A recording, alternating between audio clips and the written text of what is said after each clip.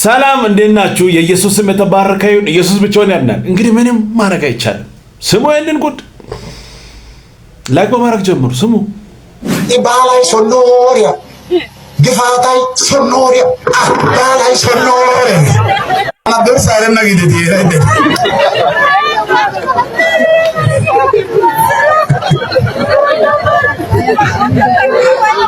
አዳቆሻ ጋይለምንታ አዳቆሻ ጋይለ ደርሳ ቦላ የገዳ ቦላ ደርሳው የገዳ አዳቆሻ ጋይለምንታ ኢየሱስ ያድናል። ምንም ማድረግ አይቻልም። ህይወት ነው ኢየሱስ። ኑ ወደ ኢየሱስ። ስሙኝንም ዶክተር አብይ አህመድ የሚጠላው ጴንጤ ስለሆነ ነው ብዬ ማወራው ዝም ብዬ ከመሬት ተነስቼ አይደለም። ያለ ምክንያት አላወራም። እስኪ እንስማው። የኢትዮጵያ እምነት ብሔራዊ ሃይማኖት ኦርቶዶክስ ነው መሆን ያለበት። የነበረው ይሄ ነው፣ መቀጠል ያለበትም ይሄ ነው። የክርስቲያኖች ደሴት የሆነችዋ ኢትዮጵያ መሪዎቿ ኦርቶዶክሳውያን መሆን አለባቸው። ሚኒስቴሮች ሁሉም እነሱ መሆን አለባቸው። ኦርቶዶክስ ሃይማኖት ታሸንፋለች። አሁን እንደዚህ አይነት መልእክቶችን ሳስተላልፍ ተረጋጋ፣ ወንጌል ስራ እንደ ፖለቲካ ምናምን የሚሉ አሉታዊ አስተሳሰብ ያላቸው ሰዎች በትንሹም ቢሆኑ አሉ። እኔ ቪዲዮ ስሰራ በደንብ አጣርቼ ያመንኩበትን ለህሊና የሚስማማ መልእክትን ማስተላለፍ ወዳጄ። አሁን እንዳደመጣችሁት ለወንጌል አማኙ ያላቸውን ጥላቻ በሰልባጅ የገባ በስንዴ የገባ ሐራሙጫ እንደ ሁለተኛ ዜጋ። ታዲያ ይሄንን እያየን እስከመቼው ጸጥ እንላለን? እኔ ጸጥ አልልም፣ ሌላው ጸጥ ማለት ይችላል። ግን የብዙዎችን ጩኸት እንደምጮህ አምናለሁ። ክብር ለኢየሱስ ይሁን። ጴንጤ አንገቱን አቀርቅሮ ጴንጤያውንም እየተሰደበ ጴንጤያውንም እየተጠላ ፈጽሞ መኖር የለበትም። እግዚአብሔር ቀን ሰጥቶናል፣ እግዚአብሔር ዘመን ሰጥቶናል፣ እግዚአብሔር እድሜ ሰጥቶናል። ስለዚህ የተሰጠንን እድሜ በአግባቡ እንጠቀማለን። መምራትም ካለብን እንመራለን። ክብር ለኢየሱስ ይሁን። በነገራችን ላይ ሀገርን መምራት ያለበት ጴንጤ ነው፣ ሙስሊም ነው፣ ኦርቶዶክስ ነው አይባልም። በእግዚአብሔር የተመረጠ ሰው ማንም ይመራል። መጽሐፍ ነው ይሄን የምናገረው። ሮሜ ላይ ሄዳችሁ ማንበብ ትችላላችሁ። መሪ ዝም ብሎ አይመጣም፣ በእግዚአብሔር ፍቃድ ነው። ነገር ግን የኔ ካልሆነ ብሎ ፖለቲካ አሁን ምን ይባላል? አሁን ይሄ ምን ይባላል? እውነት እኮ የኛ ነው መሆን ያለበት፣ የኛ ነው። እናውቃለን እኮ አንዳንዶች በፖለቲካ አስመስሎ በብሔር በሆነ ነገር አስመስሎ ጴንጤ ስለሆኑ ብቻ ጠቅላይ ሚኒስትራችንን ይጠላሉ፣ አብዝቶ ይጠላሉ። ነገር ግን በሃይማኖት ተቋም መንፈሳዊ ነን እያለን ህዝቡ ከእግዚአብሔር ጋር እንዲታረቅ መልካም ነገር እንዲመጣ እንደመናገር እንዲቆሞ መስቀል ይዞ ፖለቲካ ያሳዝናል። ኢየሱስ ያድናል። በምንም ታምር እግዚአብሔር ያስቀመጠውን ሰው አንተ ልታወርድ አትችልም። ይሄንን እንዳትሞክር። እኛ ደግሞ ለሀገራችን እንጸልያለን። አጣይ ሙስሊም መጥቶ መምራት ይችላል፣ ኦርቶዶክስ መጥቶ መምራት ይችላል፣ ሌላውም ይቻላል። እግዚአብሔር እድሉንና ጊዜ ከሰጠ ማንም መምራት ይችላል። ምክንያቱም መሪ ከእግዚአብሔር እንደሆነ እኛ እናምናለን። አንዳንዶች ደግሞ ከኛ ካልሆነ አይሆንም። ወጋው በኢየሱስ ስም ይሄን ክፉ መንፈሳዊ ሰው ከሆንክ ጸልይ ለሀገር። ፖለቲካ ውስጥ ገብተህ እንዲህ መዋኘት፣ ኧረ በጌታ በኢየሱስ ስም ህይወት ኢየሱስ ነው። ምንም ማድረግ አይቻልም። ለሀገር መሪ እንጸልያለን። ፖለቲከኛ ያውራ፣ ችግር የለም። መጽሐፍ ቅዱስን ይዘህ በቤተ ክርስቲያን ቁጭ ብለህ እንደዚህ መናገር ከባድ ነው። መጽሐፍ ቅዱስን ይዛል ማለትም ይከብዳል። እንደዚህ አይናገርም መጽሐፍ ቅዱስን ያነበበ ሰው። ኢየሱስ ያድናል። ምንም ማድረግ አይቻልም። ክብር ለኢየሱስ ይሁን። ስሙ ይንንም እናንተ ወንጌል አማኞች የተሰጠን ወንጌል ልንድንበት ብቻ አይደለም። ከዳንን በኋላ ሞትም ካለ ልንሞትለት ነው። ሞትም ይፈራል እንደዚህ እንዴ? ሰው ሲሰርቅ እኮ በጥይት ይመታል። ስለ ጌታ ክብር እኮ ነው። ከኖርንም ለጥቅም እንኖራለን፣ ከሞትንም ወዴት እንደምንሄድ እናውቃለን። አሟሟታችን ግን የክብር ይሆናል። ሕያው እግዚአብሔርን ይኸውላችሁ፣ እዚህ ምድር ላይ እንደ ሁለተኛ ዜጋ መኖር አይቻልም። ኢትዮጵያውያን ነን፣ መብታችን ነው። የተሰጠንን ሰማያዊ ተልእኮ በሕግና በሥርዓት እንፈጽማለን። አለቅ።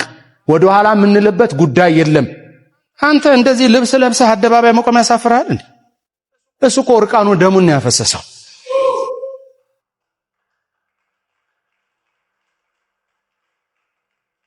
በዚህ ቤት ውስጥ ዛሬ አዲስ የሆናችሁ የመጣችሁ ሰዎች ካሉ ድንገት አዲስ ሰው ካለ የመዳን ቀን ዛሬ ነው። ኢየሱስ እየመጣ ነው።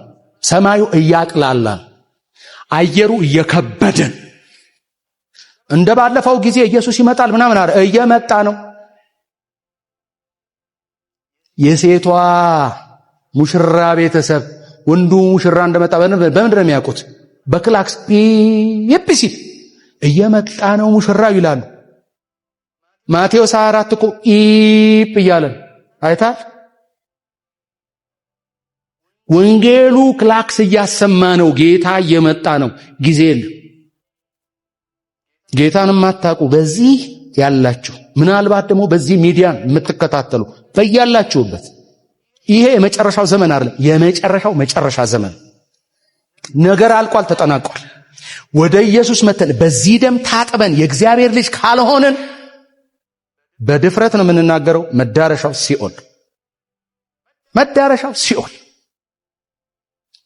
በሩ አንድ ነው፣ ክርስቶስ ኢየሱስ ይባላል። መሰማሪያው አንድ ነው፣ ክርስቶስ ኢየሱስ ይባላል።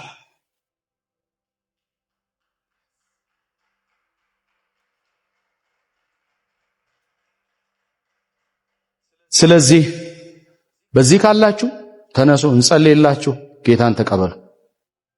ከሌላችሁ በዚህ ሚዲያ በመላው ዓለም ይሄን የምንናገርበትን ቋንቋ የምትሰሙ ሁሉ የኢየሱስ ደም ዛሬም ትኩስ፣ ዛሬም ትኩስ እንድትቀበሉት ተቀበላችሁም ባፋችሁ መስክራችሁ የእግዚአብሔር ልጆች እንድትሆኑ በጌታ ፍቅር እንለምናችኋለን። የጌታ ቤት ሰፊ ነው። በካሬ ምንለካው ምንመራው ገመድ ምንጥልበት አይደለም። ሁላችንንም መያዝ ይችላል። ኑ የኛ ደስታ እህትና ወንድም እንድትሆኑን አብረን ተያይዘን ከምትነጠቀው ቤተ ክርስቲያን ጋር እንድንሄድ። ስለዚህ ቆም ብላችሁ አስቡ። ቃል አትሰንጥቁ፣ መጽሐፍ አንብቡ። ይሄ ነው ጥሪው።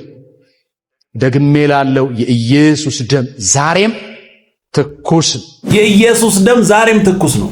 በቃ እውነት እኮ ነው። ቃል አትሰንጥቁ፣ መጽሐፍ ቅዱስን አንብቡ። ወደ ሲኦል አትሄዱ። ለራሳችሁ እኮ ነው፣ በጌታ በኢየሱስ። አንዳንድ ሰዎች አንተ ወደ እግዚአብሔር መንግስት ስትመጣ ለኔ የሆነ ነገር ይዘህ እንደምትመጣ አይነት አታስብ። ለራስ ነው፣ ለራስ ነው። አምልጥና ወደ ኢየሱስ። ሕይወት ኢየሱስ ነው። ክብር ለኢየሱስ። ምንም ማድረግ አይቻልም። ደስ የሚል ቆንጆ መልእክት።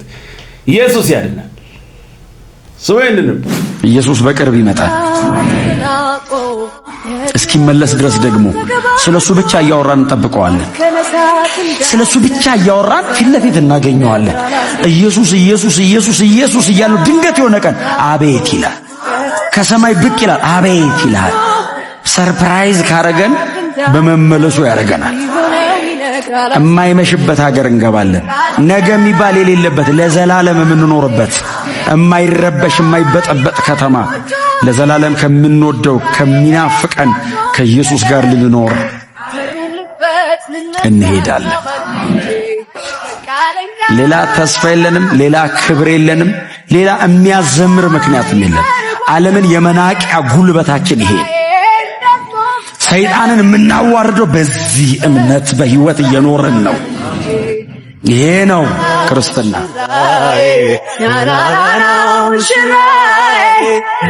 ነገ እንገናኝ ከሰዓት እንገናኝ የማይባልበት ክብር ለኢየሱስ ይሁን። ዋው! ያንን ህይወት አግኝተናል እኮ። ተረት ተረት አይደለም፣ አፈ ታሪክ አይደለም። አንድ ቀን ፊት ለፊት እናገኛለን። ኢየሱስ ያድናል። እየሰበከን ስለሱ እያወራን ወደፊት ከኢየሱስ ጋር። ኢየሱስ ብቻውን ህይወት ይሰጣል። ምንም ማድረግ አይቻልም። ኑ ወደ ኢየሱስ። ህይወት ነው እሱ። አምልጡ ከሲኦል። ስሙኝንም ቶሎ ሰው ኢየሱስ እኔ እንጀራ ነኝ የህይወት እንጀራ ነኝ ሲል አይን ያለው እንጀራ ቶሎ ህሊናውስ የሚመጣበት ሰው የምጣድ እንጀራ የመሶብ እንጀራ አይን ያለው የህይወት እንጀራ ነኝ ሲል ቶሎ ይመጣብናል። ችግራችን እሱ ነው። እኔ መንገድ ነኝ ሲል አስፋልት ነው የሚታየን። ችግራችን እሱ ነው። እኔ ዓለም ብርሃን ነኝ ሲል እንደ ባውዛ ነገር እንደዚህ ቦግ ያለ ነገር ነው። ችግራችን ይሄ ነው። ኢየሱስ እኔ የማወራቸው ነገሮች መንፈሳዊ ናቸው፣ ትርጉማቸው መንፈሳዊ ነው። እንደዚህ ብርሃን ሲባል ይሄን፣ መንገድ ሲባል ያን የምታስቡ ከሆነ ፊደል ይገርላል። መንፈስ ነው ማውራው። መንፈስ ግን ህይወትን ይሰጣል።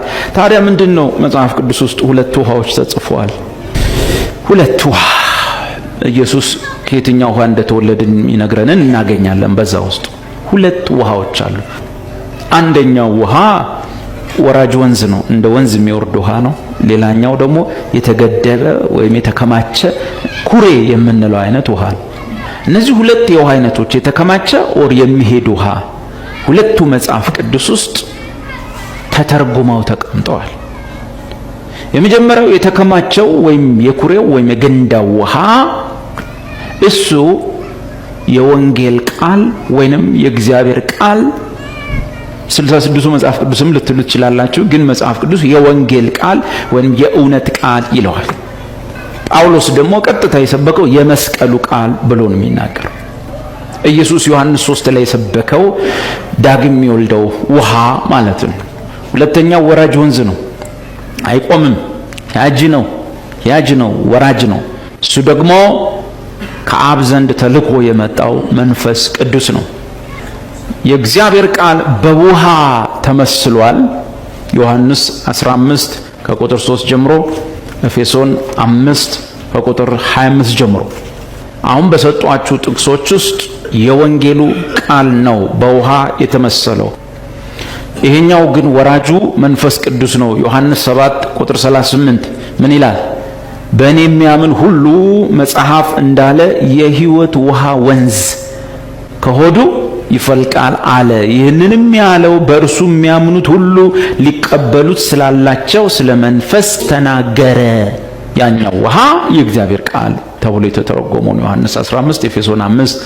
አሁን የተወለድንበት ውሃ ወይም ከውሃና ከመንፈስ ካልተወለዳችሁ ያለበት ውሃ እዛው ኢየሱስ ቀጥሎ ምንድነው ይሄ ውሃ ምንድነው ሲል ይኸውልህ ኒቆዲሞስ ሙሴ በምድረ በዳ እባብ እንደሰቀለ በእርሱ የሚያምን ሁሉ እንዲድን እንጂ እንዳይጠፋ የሰው ልጅ ይሰቀል ዘንድ ይገባዋል የሚለው የመስቀሉ ቃል እሱኛው ውሃ ዳግመኛ የተወለድንበት ነው። ጥቅስ አንደኛ ጴጥሮስ ምዕራፍ 1 ቁጥር 23። ክብር ለኢየሱስ ይሁን። ደስ የሚል ቆንጆ መልእክት። ምንም ማድረግ አይቻልም። ስሙኝንም ናቄዎች ስጋዬን ይበሉ ዘንድ በተሰበሰቡ ጊዜ እግዚአብሔር እንደበተናቸው አውቃለሁ። they don't get my attention። ጠላቶች አቴንሽኔን አይወስዱትም፣ ወዳጆችም አቴንሽኔን አይወስዱትም። አንዱ ብቻ አቴንሽኔን ወስዶታል። ምንድነው አቴንሽን? ደስ የሚያሰኘውን እግዚአብሔርን በክብሩ በውበቱ አየው ዘንድ መቅደሱን መለከት። እኔ በመንገድ ላይ ያሉ ሰዎችን በሁለት ነው የምከፍላቸው። ጠረፍ እያሉ የሚሄዱ አሉ፣ እንደዚህ እየተሽለከለኩ ነገር ረጋ ብለው ሚዝናኑ አሉ። ወደ ሆነ ቦታ የሚሄዱ የማይመስሉ በጣም ብዙ አሉ። አብዛኛው ሰው ወደ ሆነ ቦታ እየሄደ አይመስልም። ቀስ ብሎ ዝም ብሎ ረጋ ብሎ የሚሄድ ሰው አለ። ብዙ ሰው አለ እንደዚህ አይነት። በነገራችን ላይ አንዳንድ ሀገር የሚጣደፈው ይበዛል፣ አንዳንድ ሀገር ረጋ ያለው ይበዛል። እኛ ሀገር ረጋ ያለው ይበዛል። ለዚህ ነው ለምሳሌ መንገድ ላይ የሆነ ነገር ሲፈጠር ክብ ይሰራል በአንድ ጊዜ። ማለት ሬዲ ነው። ሳምሃው ቸርች አካባቢ ያለ ሰውም ልክ እንደዚህ በሁለት ነው የሚከፍለው። ብሎ አላማ ይዞ የሚገሰግስ ሲሪየስ ነው። ዲተርማንድ ነው። ልክ እንደዚህ መንገድ ላይ እንደምታያቸው የሆነ ቦታ እየሄዱ እንደሆነ ያስታውቃል። ለአንዲት ነገር ተልከው አንዲት ነገር ፈልገው እንደሆነ ወይ ስራ ይሆናል ወይ ወላጅ ልኳቸው ይሆናል። የሚጣደፉበት ፎከስድ የሆኑበት ዲተርማንድ የሆኑበት አለ። ኳኳቴ አያስቆማቸውም። ግራና ቀኝ አይሉም። ክብ አይሰሩም። ከሰው ጋር ዝም ብለው ባገኙበት ቁጭ አይሉም። አላማ ይዞ የማይሄድ ሰው በየቦታው የሚያስቆም ነገር ሁሉ ያስቆመዋል። እነኚህ ግን ምንም አይቆሙም። በቃ ጩኸትም የሚሰማው አይመስሉም። ቸርች ውስጥም ልክ እንደዛ በየጎዳናው ዝም ብለው የሚጎተቱ ሰዎች አለን። ደግሞ ሲሪየስ ሆነው ዲተርማንድ ሆነው የሚሄዱ አሉ። የእግዚአብሔር ቃል ውስጥም በጣም አለ። ዳዊት ከነኚህ የሚመደብ ነው። በግራ ቀኝ ነገር ጆሮው የሚሰማ አይመስል። አንዲት ናት የሚኖርላት አንዲት ነገር ብቻ። እንደው ለአንዲት ነገር ክችች ያርጋችሁ እግዚአብሔር። አንዲት ነገር ብቻ የትም አታስቆመውም። ይሄ ሰው ምንም ነገር አይገርመኝም፣ አያስገርመኝም ነገር ነው። ምንም ነገር አያስደነግጠኝም ነገር ነው። ግራና ቀኝ ምንም ነገር የማይጎትተው ሰው ነው። ለአንዲት ነገር ዲተርማንድ ነው። በእግዚአብሔር ማንነት በእግዚአብሔር ክብር ላይ ነው የሚጀምረው። ይሄን ታውቁታላችሁ። እግዚአብሔር ብርሃኔ ነው፣ እግዚአብሔር መድኃኒቴ ነው እና በዙሪያ ላሉት ሁሉ ይናገራል። የሚያስፈራኝ ማንም የለም ይላል። በዚህ ሁሉ ሰፈራ መሃል፣ በዚህ ሁሉ ዙሪያ መሃል፣ በዚህ ሁሉ ዲስትራክቲቭ ዓለም መሃል፣ በዚህ ሁሉ ጫጫት፣ በዚህ ሁሉ ጠላት ሰፈረብኝ፣ በዚህ ሁሉ አልደነግጥም፣ በዚህ ሁሉ ጠላቶቼ፣ በዚህ ሁሉ አስጨናቂዎቼ፣ በዚህ ሁሉ ትርምስ መካከል እግዚአብሔር አንዲት ነገር ነው የለመንኩት። ልመናዬም አንዲት ናት፣ መሻቴም አንዲት ናት፣ በሕይወቴ ዘመን ሁሉ በእግዚአብሔር ቤት እኖር ዘንድ።